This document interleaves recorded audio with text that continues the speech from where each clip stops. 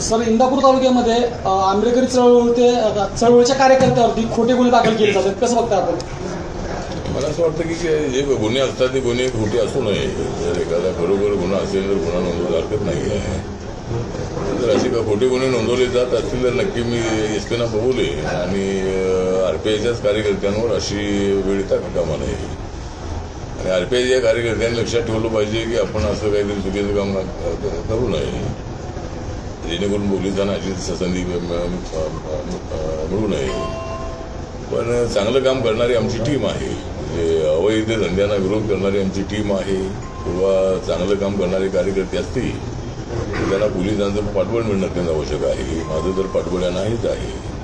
नक्कीच मी DYSPना बोलेन, DYSPना एसपीना, आणि असे गुन्हे नोंदवले जाऊ नयेत यासाठी नक्की मी प्रयत्न करेन. साहेब, तुम्ही भाजपसोबत आहात आणि भाजप लव जिहाद कायदा आणून पाहतो, याला तुम्ही भाजपसोबत आहे तुम्ही 2014 पासून, आणि मग आता भाजप सरकार लव जिहाद कायदा आणून पाहतोय, तर याला समर्थन आहे का तुमचं? लव जिहादच्या संबंधात माझं मत असं आहे की लव जिहादचा जो कायदा आहे तो कायदा अनेक वेळेला मुलं मुली एकत्र येतात आणि त्यांचा धर्म किंवा जात त्यांना माहिती नसते. माहिती असली तरी त्यांनी दोघांनी आपलं जीवन एकत्रितपणे संसार थाटावा अशी त्यांची इच्छा असते. दोघांना एकमेकांचा स्वभाव माहिती असतो आणि त्यामुळे धर्म जात बाजूला ठेवून ते दोन जे तरुण असतात एकत्र येतात. त्यामुळं त्याला प्रत्येक केसला लव जिहाद म्हणू नये. फक्त त्या मुलीचं जे काय धर्मांतर आहे हे धर्मांतर त्यामध्ये होता का कामा नये. हिंदू मुलगी असेल, दलित मुलगी असेल आणि मुलगा मुस्लिम असेल तर धर्मांतर होऊ नये असं माझं मत आहे. ज्यावेळेला कायदा बनेल त्याच्यामध्ये अशी तरतूद असावी आणि प्रत्येक अशा लग्नाला लव जिहाद म्हणणं योग्य नाही असं माझं मत आहे. आणि उदाहरण द्यायचं असेल तर समीर वानखेडे यांचे वडील वाशिमचे होते, जे मुंबईमध्ये एक्साईज डिपार्टमेंटला हवालदार होते आणि त्यांचं वाशिमच्या एका मुस्लिम मुलीबरोबर त्यांची ओळख झाली आणि त्यांनी लग्न मी केलं. पण समीर वानखेडेच्या वडिलांनी काही मुस्लिम धर्म स्वीकारला नव्हता. त्यामुळे असे जे काही तरुण एकत्रित येतात त्याला प्रत्येकाला लव जिहाद म्हणणं योग्य नाही असं माझ्या पक्षाची भूमिका आहे. उद्धव ठाकरे 2 मर्सिडीज घेतात आणि एक मंत्रिपद देतात असा आरोप नीलम गोरे यांनी केला, त्यावर काय प्रतिक्रिया द्याल?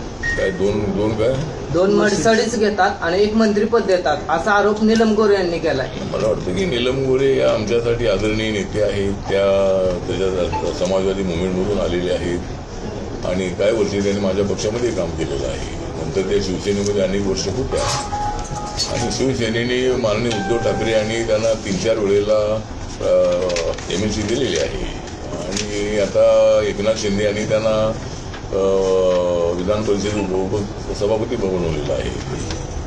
तर आता त्यांचा अनुभव काय आहे मला माहीत नाही. त्यांनी आता किती मजलीस गाड्या दिलेल्या आहेत ते मला माहिती नाही आहे. पण त्या ठिकाणी संजय राऊत यांनी जो काय वक्तव्य केलेलं आहे की नीलम गोरे यांचा एका महिलेचा अपमान करणं योग्य नाही आहे. तर नीलमताईंनी जे काही आरोप केलेले आहेत ते त्याच्याबद्दल काही मला माहिती नाही. उद्धव ठाकरे, राज ठाकरे एका विवाह सोहळ्यानिमित्त एकत्र आले, ते कायमस्वरूपी एकत्र येतील का? त्याकडे कसे बघतात? मला वाटतं की एकत्र कोणी येऊ शकतात, येऊ शकतही नाहीत आणि एकत्र आले तर कायम तर राहतील असं अजिबात नाही आहे. पण आमच्या पक्षामध्ये जर रिपब्लिकन पक्षामध्ये आमचे सगळे एकत्र राहत नाही आहे. ते आले की इकडे तिकडे जातात. पण माझा गट जो आहे माझ्या गटातले कार्यकर्ते जे आहे ते कुठे इकडे तिकडे जात नाही आहे. आणि माननीय उद्धव ठाकरे आणि राज ठाकरे एकत्र येतील असं मला वाटत नाही आहे. आणि एकत्र आलेही तरी दोघांची ताकद तशी नगरण्याची ताकद महाराष्ट्रामध्ये आहे. ठीक आहे, त्यांच्या सभा मोठ्या होतात राज ठाकरेंच्या, त्यांच्यासोबत कार्यकर्त्यांची मोठी पकडी आहे, माझ्यासोबतही मोठी कार्यकर्त्यांची पकडी आहे. माझ्या तेवढ्या मोठ्या सभा यासाठी होत नाहीत की आमच्याकडे प्रसाधनं नसतात. माणसं आमच्याकडे आहेत पण प्रसाधनं नसतात. पण राज ठाकरेंच्या सभा एवढ्या मोठ्या होऊनही त्यांचा एक माणूस निवडून येत नाही आहे. त्यांनी आता विधानसभेमध्ये सगळे 143 लोक उभे केले होते आणि त्यांचा एक माणूस निवडून आला नाही. आणि लोकसभेला त्याने आम्हाला पाठिंबा दिला होता महायुतीला, तर त्याचा फारसा फायदा झाल्याचं मला कधी दिसत नाही आहे.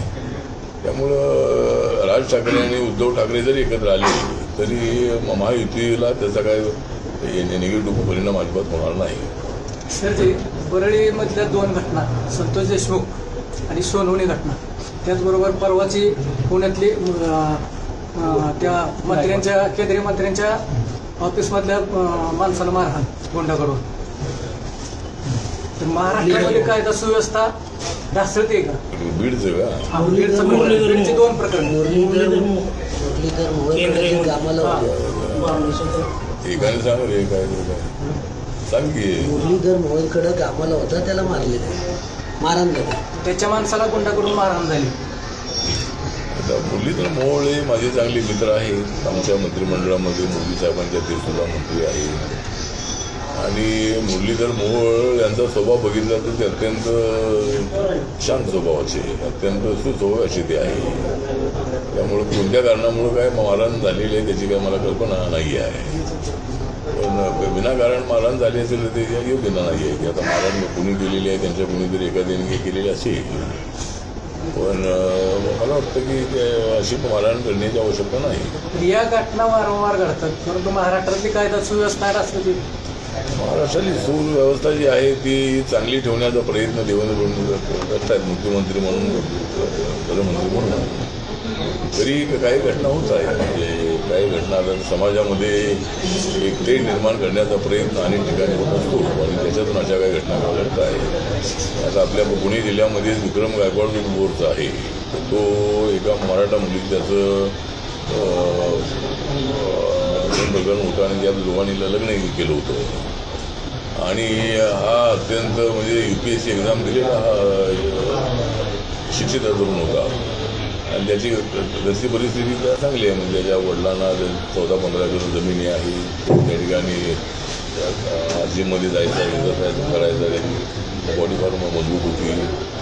पण ज्याने तो हल्ला केलेला आहे तो त्याचा मित्रच होता आणि दोघेजण एकत्रितपणे त्या ठिकाणी ते एक्सरसाइज करायचे, जिमला जायचे. पण ज्यावेळेला हे प्रकरण उघडकीस आलं, या दोघांनी लग्न केलेलं आहे, त्यावेळेला तो त्याचा मित्र जो आहे त्याने त्याच्यावर हल्ला केल्याचं समोर आलेलं आहे. पण मी तिथं भेट देऊन परवा आलो. मी 22 तारखेला त्यांच्या घरी मी रात्री 9 वाजता गेलो होतो. त्यांच्या वडिलांची मी विचारपूस केलेली आहे. त्या प्रकरणामध्ये जो मुख्य आरोपी आहे त्याला पकडलेलंच आहे, पण तो एकट्याचं काम देणारा नाही आहे. त्याचे 22 वार होते आणि त्याच्यामध्ये अनेक लोकांचा हात असण्याची शक्यता आहे. कारण लग्न झाल्याची माहिती मिळाल्यानंतर त्याच्या आईवडिलांनी, भावांनी वगैरे त्या दोघांना बोलावं, तुम्ही घटस्फोट घ्या, तर त्यांच्यावर दबाव आणला होता. पण दोघांनी त्याला नकार दिला होता. त्याच्यातून हा प्रकार घडलेला आहे. त्यामुळं त्याच्यामध्ये अजूनही काही आरोपी असण्याची शक्यता आहे. त्यांना काही लवकर पकडलं जात नाही आहे. संतोष देशमुख यांच्या प्रकरणामध्ये मात्र सगळे आरोपी वाल्मिकी कराडचं सगळे पकडलेले आहे. पण तिकडे जो आमचा सोमनाथ सूर्यवंशी जो आहे, जो परभणीच्या प्रकरणामधला तो आंदोलक होता आणि त्याला एवढी मारहाण करण्यात आली की त्या मारहाणीमध्ये त्याचा मृत्यू झालेला आहे. तरी अजूनही पोलिसांवर कारवाई होत नाही आहे. हे सरकार आमचं सरकार आहे, देवेंद्र फडणवीस यांचं सरकार आहे.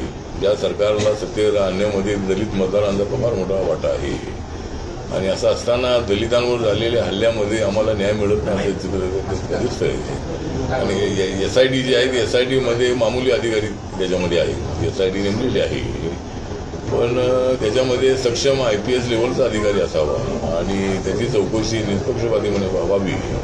आणि त्याच्यामध्ये परभणीच्या केसमध्ये ज्या पोलिसांनी मारहाण केलेली आहे त्यांच्यावर कठोर कारवाई झाली पाहिजे.